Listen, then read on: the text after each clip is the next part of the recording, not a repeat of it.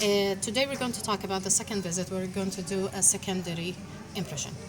For secondary impressions, you remember that we found that many of those stock trays are not suitable for our patients. Sometimes they're wide from anterior, sometimes they are narrow from posterior, or the opposite. You would find them wide posteriorly and narrow anteriorly. Some of them are sharp, and some of them have limited lingual adaptation on the lingual side of the patient's ridge. So all of these reasons, adding to that the inaccuracies that we have with primary impression material, okay, makes us need these things make us need the fabrication of a custom tray. It's called the secondary tray, it's called the custom tray, it's called the cold cure acrylic tray or a light cured acrylic tray. You have multiple names for the same thing. But the idea is this tray fits the patient himself, okay? Now, for this tray, they have chosen in the lab, although we have asked for something else, they have chosen for that to have full spacer. Usually we don't prefer that. In many cases, as you remember from the anatomy part, that we have reasons to relieve some areas and we have reasons to leave some areas not relieved, compressed, and that's tissue compressive. So this selection of pressure is essential. So I will just talk about about this one, about the external features of the tray. Okay, I'm looking at the tray. I'm also comparing with the cast. So, is the tray covering the hamular notch? For this case, it's overturned.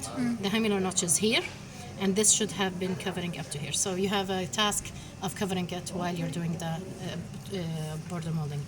It would be difficult because this is one of the problems with shorter trays. If I don't have a support for my compound material, the problem is that the material will escape and fall off rather than go to where I want. So actually what you will need to do when you're doing border molding, that you will need to go in with your finger and compress the material into place around the hamular notch area, because this is short. Okay, this is a mistake from the lab, and this one as well. The reason I think that was short, because once the lab cut the impression, they cut it short from the hamular notch as well. Yani the cast was a problem. So they thought maybe the student, this is the work of technician students, not expert technicians, that the 2 or 3 millimeters under extension, we also do it in the posterior. So they underextended from the posterior border. The cast was cut incorrectly. So they cut shorter than the incorrectly cut cast. Okay, so the tray is short here. The body is smooth, okay. The handle is fused with the body well, okay. The handle runs vertically, leaving an area for the lip to rest, that's correct.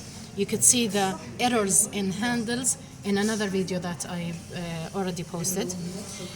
You could see the handle has a 90 degrees to the outside. I could grip it well, even if there was a slippery saliva.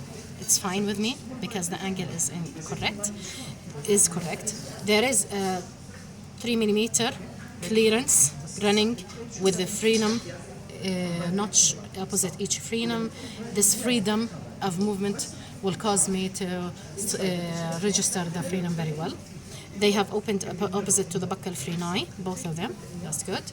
And the overall evaluation of this is very good, except for the shortness in the posterior area.